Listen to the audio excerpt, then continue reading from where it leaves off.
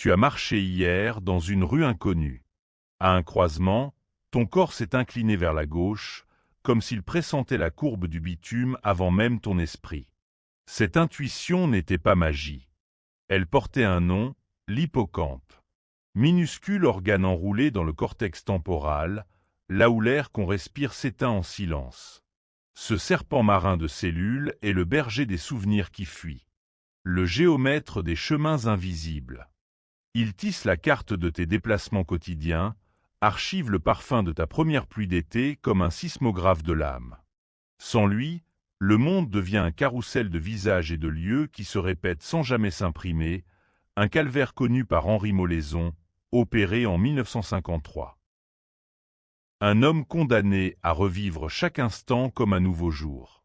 Sous la lumière du microscope, ses connexions ressemblent à une forêt pétrifiée.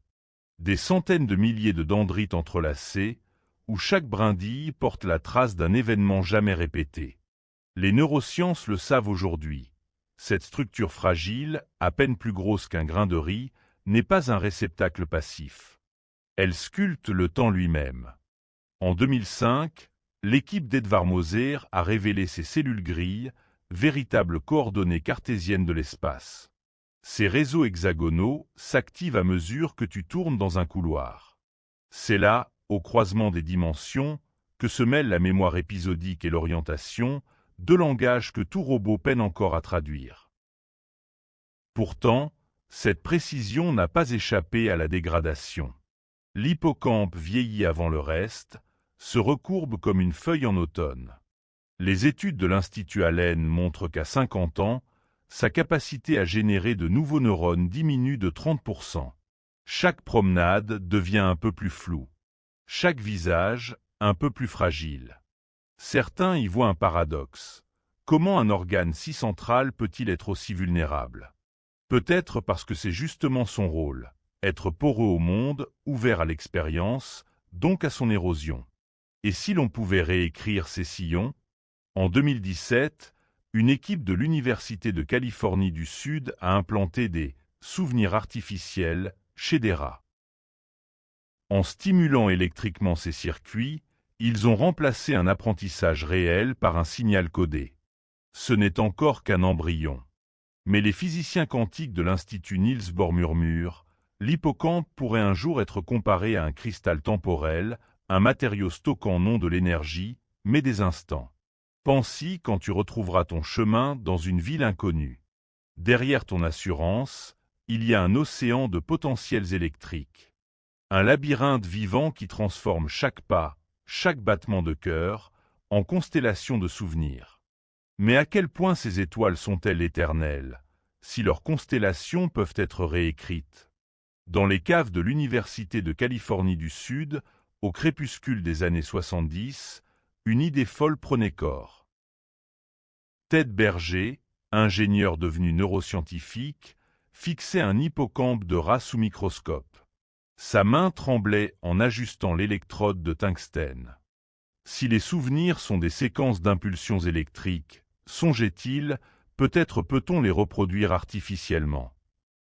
Derrière lui, les murs s'ornaient de schémas de circuits imprimés à côté de tracés EEG. L'ère des mémoires hybrides commençait là, entre biologie et technologie, là où l'esprit humain se confrontait à la froide logique des algorithmes. Berger et son équipe avaient d'abord appris à décrypter la langue des neurones. Ils injectaient une goutte de saccharine amère dans la cage d'un rat, enregistrant les décharges électriques de l'hippocampe, ces volées d'étincelles qui marquent un apprentissage. Jamais touché ça. Puis vinrent les microélectrodes, si fines qu'un vaisseau sanguin pouvait les traverser sans dommage. Quand le rat appuyait sur un levier pour éviter un choc électrique, les chercheurs cartographiaient l'itinéraire neuronal de cette décision. Une porte logique vivante, disait Berger. Les circuits du cerveau suivaient des règles presque mathématiques, une syntaxe de décharge et de silence qu'ils commencèrent à traduire. En 1983, l'équipe franchit le seuil de l'étrange. Elle déclencha un souvenir artificiel en envoyant un courant de 4 microampères à travers l'hippocampe d'un rat endormi. L'animal, en se réveillant, évita instinctivement le levier sans jamais avoir reçu de décharge. Les données, publiées dans Science, provoquèrent un frisson dans la communauté scientifique. L'hippocampe ne stockait pas seulement des souvenirs, il pouvait en recevoir comme un récepteur radio. Nous écrivons des instructions illisibles pour le cerveau, confiait Berger à un collègue, mais il les exécute sans discuter. Le passage du rongeur au primate, en 2002, fut un saut dans l'inquiétant. Avec Richard Thompson, Berger modifia les circuits de la mémoire chez un macaque. Cette fois, les électrodes prirent la forme d'une puce de 64 canaux, capable de lire et d'écrire des séquences de 120 millisecondes. Un souvenir de lieu, une banane cachée sous un bol, était d'abord gravé naturellement, puis effacé par un choc anesthésiant. La puce injectait alors les 0,12 secondes d'impulsion codée. Et l'animal soulevait le bol avec la certitude d'un instinct retrouvé. C'est un film projeté à l'envers, notait Thomson dans le rapport. Le cerveau croit se souvenir, mais c'est nous qui avons tenu la caméra. En 2011, une équipe de Wake Forest alla plus loin. Elle créa un « code de confiance » pour les souvenirs artificiels. Les primates soumis au dispositif réagissaient aux stimuli falsifiés avec autant de conviction qu'au vrai. Leur cortex singulaire antérieur, siège de la validation émotionnelle, s'activait en rythme avec les électrodes. Aucun ne manifestait de conflit entre réel et implanté. Les données, publiées dans Nature Neurosciences, révélaient l'horreur tranquille. Pour le cerveau, la source d'un souvenir devenait indiscernable de sa véracité. Aujourd'hui, les électrodes de Berger pèsent 3 grammes et tiennent dans la paume. Elles peuvent reproduire des souvenirs de lieux, de textures, même d'émotions élémentaires. Mais qui décidera de ce qui mérite d'être implanté? Un jour, un enfant né sous l'implant pourrait croire au bonheur d'un été qu'il n'a pas vécu. Un soldat porteur pour toujours la douleur d'un combat qu'il n'a pas connu. Dans les laboratoires silencieux, les mémoires deviennent des objets qu'on peut copier, effacer, vendre. Et l'hippocampe, cette structure si fragile, se métamorphose en disque dur à la programmation incertaine. Que reste-t-il de nous quand les étincelles peuvent être recréées? Le silence des synapses n'est qu'un leurre. Derrière chaque battement de paupières, derrière chaque geste négligent, des milliers de neurones s'agitent. Ils échangent des signaux électriques avec la précision d'un orchestre sous amphétamine. Ce langage neuronal, fait d'éclats fugaces, des potentiels d'action, ressemble à s'y méprendre à une langue oubliée, à une musique dont nous n'aurions conservé que des bribes. Ce sont ces fragments que les implants cérébraux tentent de capturer.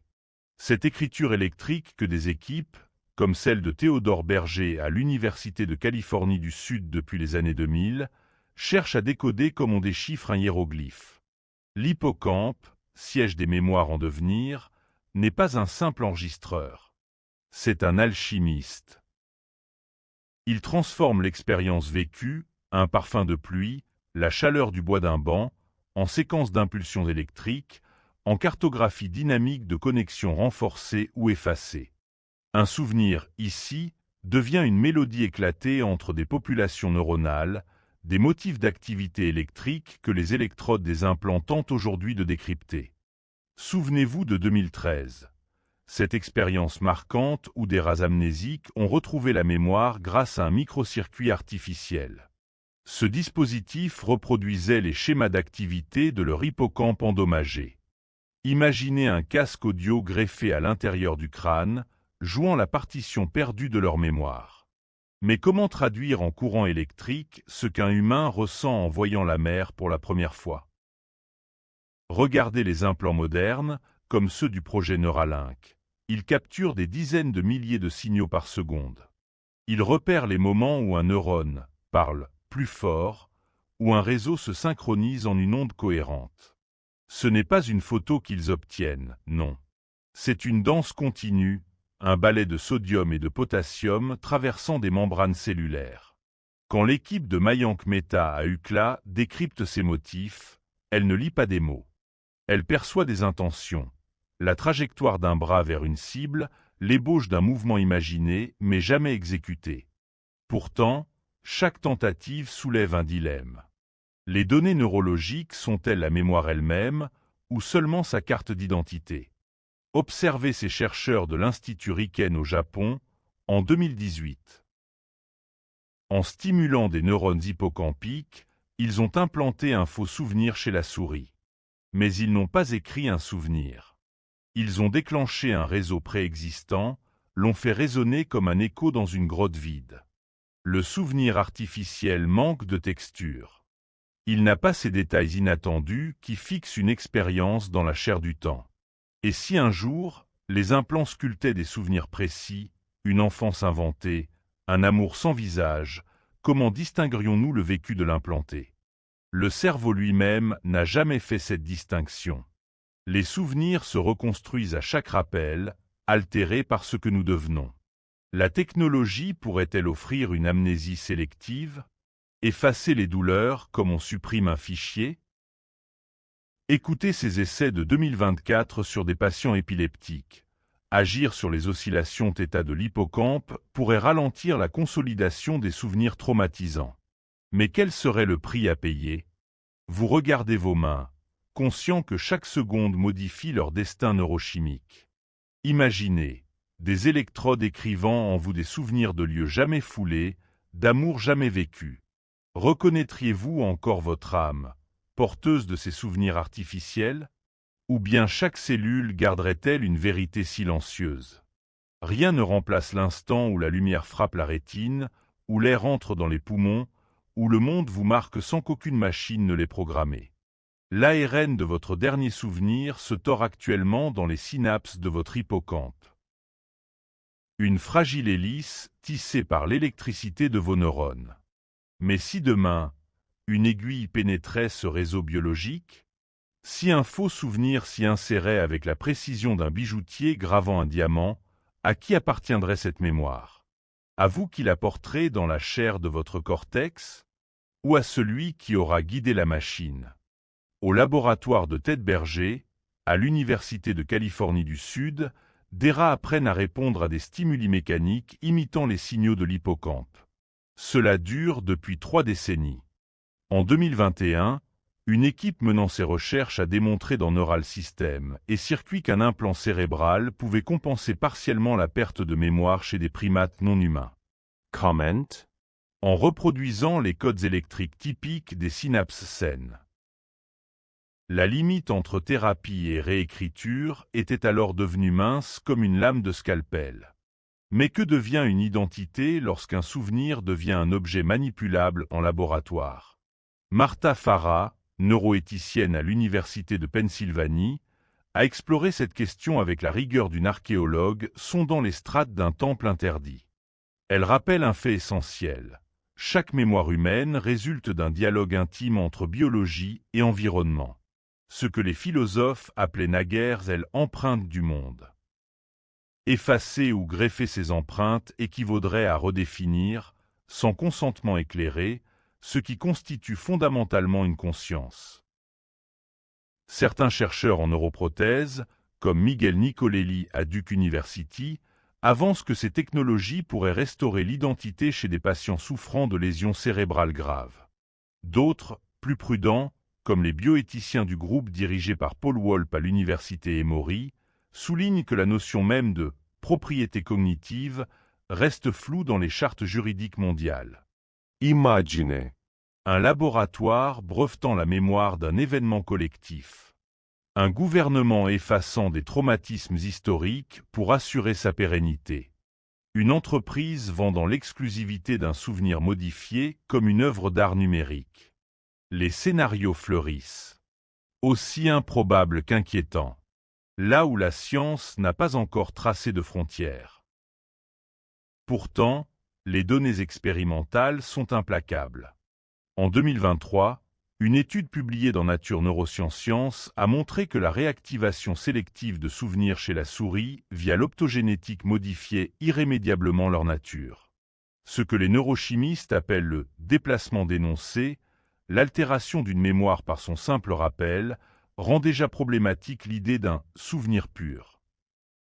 Alors, Qui décidera de la frontière entre thérapie et manipulation?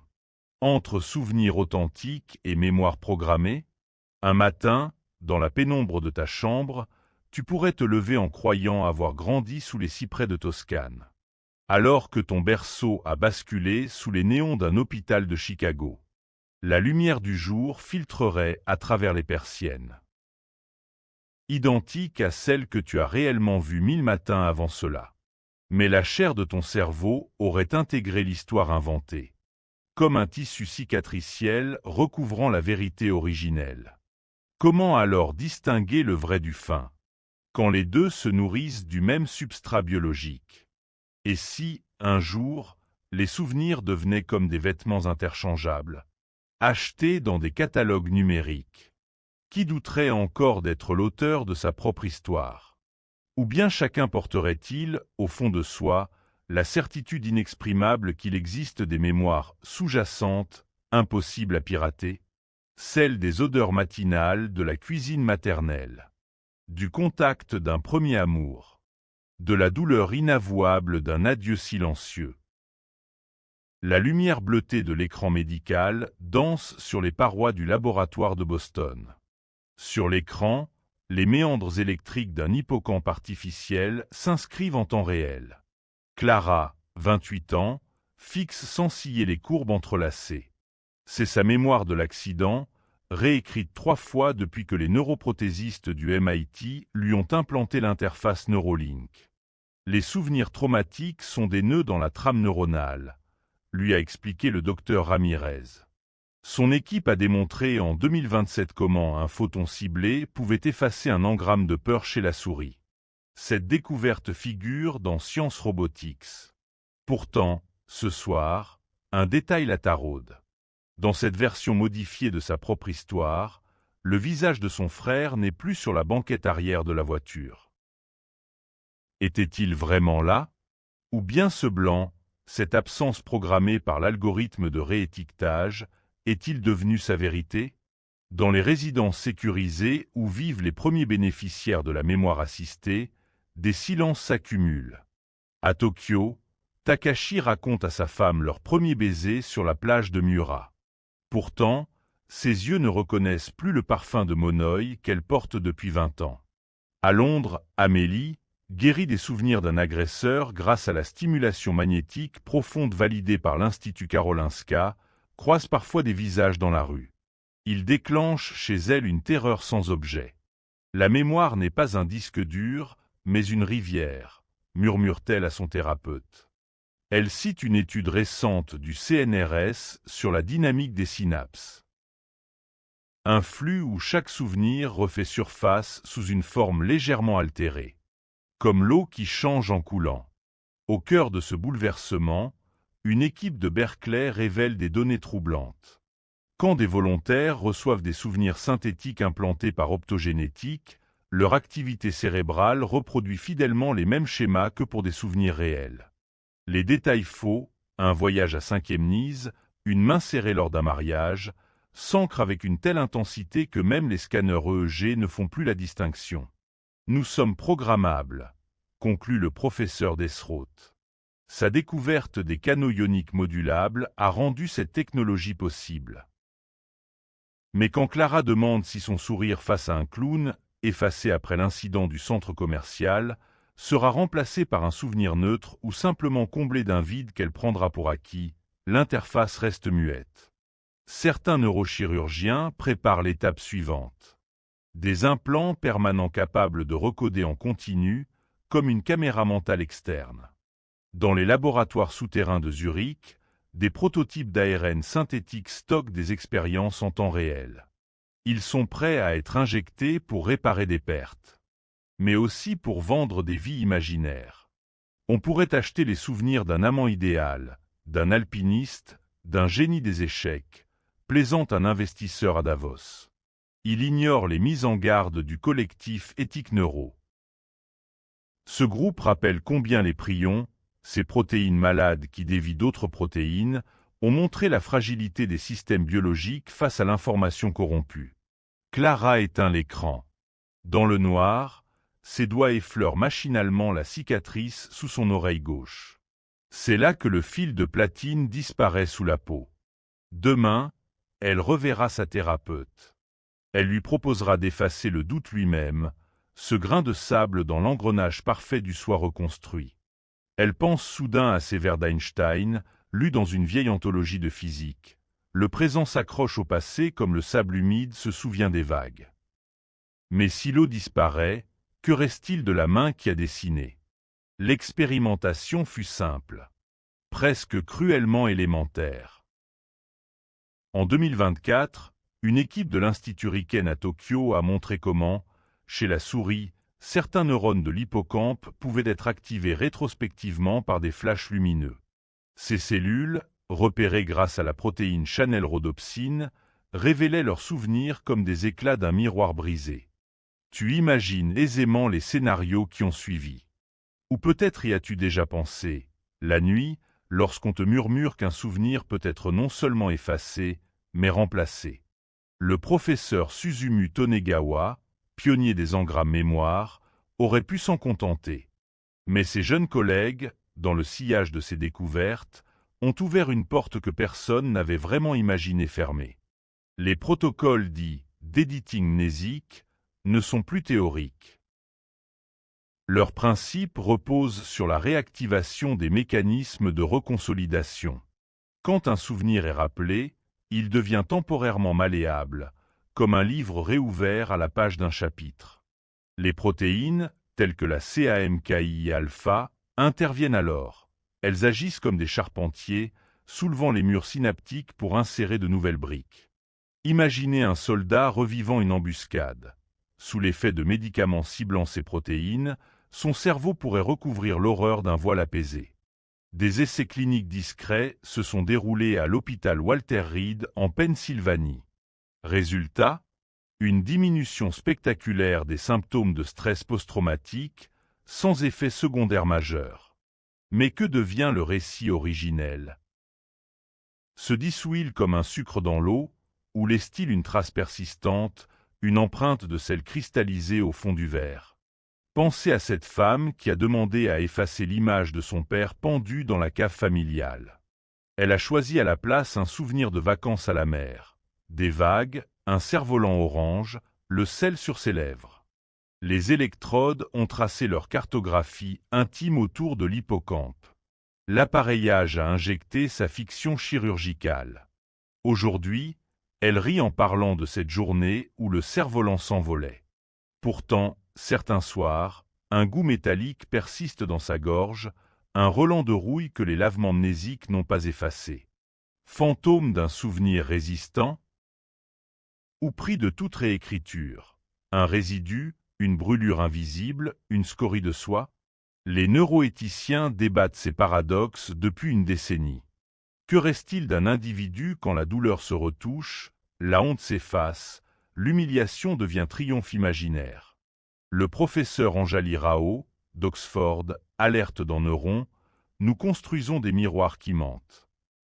Si la technologie s'étend, qui décidera quoi réécrire?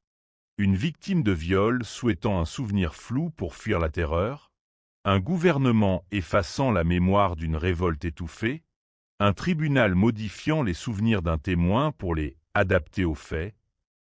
Pire encore, en théorie, les souvenirs implantés suivent exactement les mêmes circuits que les vrais. Sur les IRM fonctionnels, leur réseau d'activation brille de manière identique. Le cerveau ne distingue pas l'autobiographie de la fiction. Qui alors, dans 20 ans, pourra affirmer qu'une partie de votre vie n'a pas été réécrite par erreur ou par calcul? Vous croirez avoir tenu la main de votre mère à son chevet alors qu'elle est morte en silence. Vous vous souviendrez avoir fui un incendie héroïquement, oubliant que vous avez laissé derrière vous. Et vous ne saurez jamais. Dans une cave de clinique privée, des disques durs stockent des millions de souvenirs altérés, comme des photos d'archives retouchées par des régimes oubliés. Copies de sauvegarde de conscience modifiées, payables cash ou exigibles en divorce. Si un hacker ouvre ces fichiers, quel visage reverrons-nous? Ceux que nous sommes devenus, ou des étrangers portant nos noms, nos rires, nos amours, mais aux mémoires de palimpsestes, manuscrits écrits par d'autres mains? Des électrodes fines comme des cils tremblent dans votre lobe temporal, captant les murmures électrochimiques de votre hippocampe. C'est ici, dans ces replis cérébraux aussi anciens que la mémoire elle-même, qu'en 2025 une équipe du MIT a inséré des gènes codants pour la protéine CREB. Celle-ci renforce les connexions synaptiques affaiblies par Alzheimer. Imaginez une pluie microscopique percutant des toits fissurés, chaque goutte moléculaire scellant une brèche dans le toit de la conscience.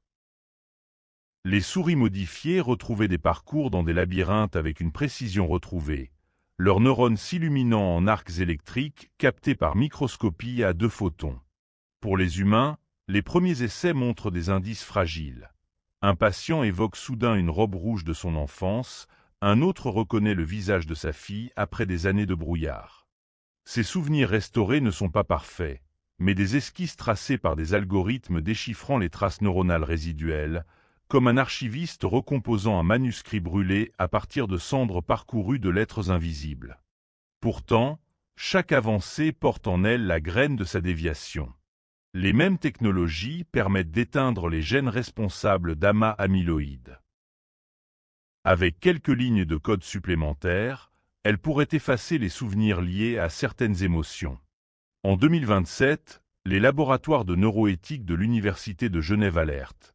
Des prototypes d'implants hippocampaux, testés sur des vétérans souffrant de troubles post-traumatiques, éliminent non seulement les cauchemars mais aussi les liens entre ces événements et les apprentissages qui en ont découlé. Un soldat guéri de ses terreurs nocturnes oublie soudain pourquoi il refusait de toucher une arme. Ici, la frontière vacille entre thérapie et manipulation. Quand l'entrepreneur japonais Hiroshi Yamamoto propose de vendre des « souvenirs premium », ces séquences mémétiques de vacances idéales enregistrées par des acteurs neuroréactifs, le spectre d'un eugénisme mémoriel se dessine. Moins brutal que les anciennes stérilisations, mais tout aussi redoutable. Pourquoi souffrir d'un amour perdu si l'on peut télécharger une mémoire de bonheur parfait? Pourquoi transmettre des traumatismes héréditaires si l'on peut réécrire la mémoire familiale dans les cellules germinales? Le paradoxe tient dans la nature même de la mémoire. Elle est à la fois fragile et résiliente, exacte et trompeuse. Les expériences de Loftus sur la fausse mémoire remontent aux années 1990. Aujourd'hui, les algorithmes de deep learning renforcent ces biais. Une équipe de l'Université de Californie a montré que des images cérébrales analysées par IA pouvaient suggérer des souvenirs factices avec 78% de précision, suffisant pour influencer un témoignage judiciaire. Et lorsque des startups comme ConyShield proposent de crypter ces souvenirs dans la blockchain hippocampale, une question brûlante émerge. Si ton cerveau devient une plateforme, qui en est le propriétaire légitime? Ta conscience, encore tremblante du dernier passage de la mémoire à l'oubli, frémit devant ces algorithmes qui pourraient bientôt choisir lesquels de tes souvenirs méritent d'être sauvegardés ou effacés. Au cœur des réseaux qui tressent demain, tes pensées naissent déjà dans un entremonde. L'oubli n'est plus une fatalité, mais un choix programmé. Les premiers à porter des souvenirs synthétiques grandissent avec des fantômes gravés dans le tissu glial, des images de lieux jamais visités, des émotions apprises comme des leçons de piano, des visages familiers qui n'ont jamais existé. En 2031, l'équipe de Susumu Tonegawa a montré que les souris pouvaient transmettre à leur progéniture des souvenirs artificiels codés dans l'hippocampe. Une brèche s'ouvre vers l'hérésie lamarckienne. Si l'apprentissage sculpte nos gènes, qu'adviendra-t-il des récits légués à nos descendants? Dans les laboratoires de Zurich, les neurochirurgiens parlent désormais de mémoire transactionnelle. Cette idée que ton cerveau pourrait négocier ses souvenirs avec le monde comme un marché d'algorithmes. Chaque matin, tu reçois une centrale nucléaire de données émotionnelles, implantée avant l'aube par des protocoles de modulation synaptique. Mais l'homme d'hier, construit dans la friction entre le réel et l'oubli, devient un archiviste dépassé. Que reste-t-il de l'imperfection quand l'histoire se réécrit à la demande? Dans les rues de San Francisco, des artistes codifient des expériences sensorielles entières, le parfum d'une pluie africaine, le vertige d'un saut en parachute, en fichiers neurologiques vendus comme des œuvres. Le tourisme, l'éducation, même la douleur, se métamorphosent en catalogue. Pourtant, là où l'individu se fragmente, le collectif palpite d'une nouvelle énergie. Les anthropologues de Cambridge observent avec stupeur comment certaines communautés recomposent leur mémoire culturelle. Elles intègrent des souvenirs artificiels. Les peuples autochtones redonnent vie à des cérémonies perdues grâce à des implants codés à partir de fragments de langage anciens. À Tokyo, des adolescents partagent des mémoires empathiques, des émulations neurochimiques qui leur permettent de ressentir la honte d'un génocide, la joie d'un premier amour lesbien en 1968 ou la terreur d'un réfugié climatique. Cette solidarité augmentée, si poétique, porte un poison. En nivelant les expériences, ne dilutéons pas l'unicité de chaque conscience? L'évolution, autrefois aveugle et lente, se met à courir. Les biologistes théoriciens comme Lu Wei imaginent un futur où les réseaux neuronaux humains fonctionneront par mutualisme synaptique. Apprendre une langue en quelques heures grâce à la fusion de réseaux temporels et préfrontaux. Hériter en naissant des compétences techniques de millénaires d'ingénierie. Mais ce saut qualitatif exige un prix.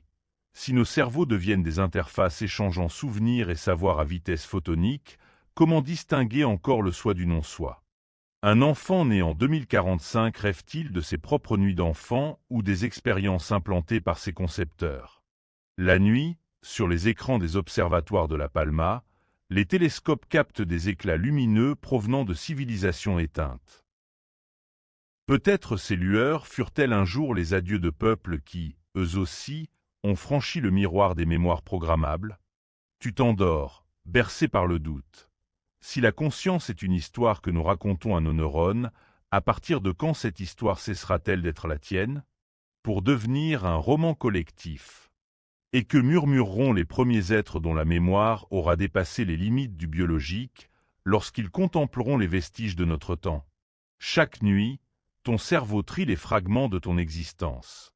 Pendant ce temps, un réseau de laboratoires secrets recoue les souvenirs d'autres avec la précision d'un horloger. En 2037, un rapport de l'International Neurosecurity Consortium, révélé par des lanceurs d'alerte, détaillait les protocoles d'un programme militaire non officiellement baptisé Hypno. L'idée était simple.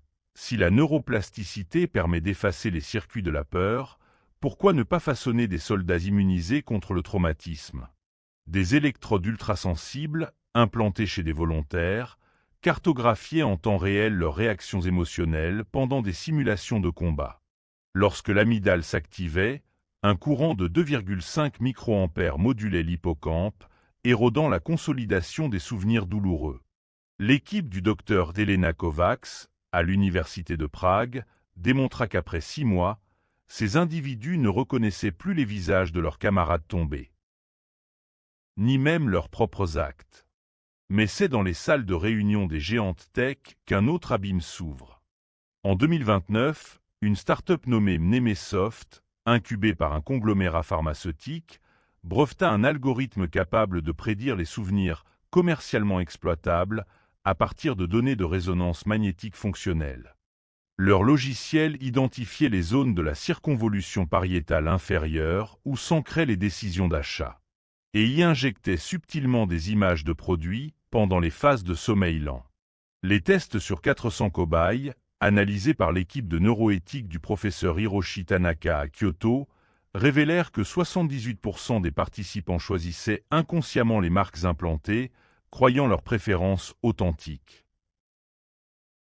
Les souvenirs n'étaient plus des traces laissées par le temps, mais des chevaux de Troie programmables. Dans les abysses de cette révolution, les experts en neurosécurité multiplient les alertes. En 2035, un article de Nature Neurosciences décrivait comment des pirates auraient pu, en théorie, pirater un dispositif de stimulation cérébrale profonde via un champ électromagnétique pulsé, modifiant à distance les mémoires associées au cortex préfrontal. Une équipe menée par le docteur Amina El-Sayed, à Stanford, simula une cyberattaque sur des modèles de souris. En perturbant les oscillations θ de l'hippocampe, Les chercheurs parvinrent à faire croire aux animaux qu'ils avaient visité des lieux qu'ils n'avaient jamais vus. C'est comme insérer une diapositive fausse dans un film, murmura El Sayed lors d'un colloque à huis clos. Sauf qu'il n'y a ni pellicule, ni spectateur, juste un cerveau convaincu de sa propre illusion. Pourtant, parmi les ombres, des murmures de résistance s'éveillent.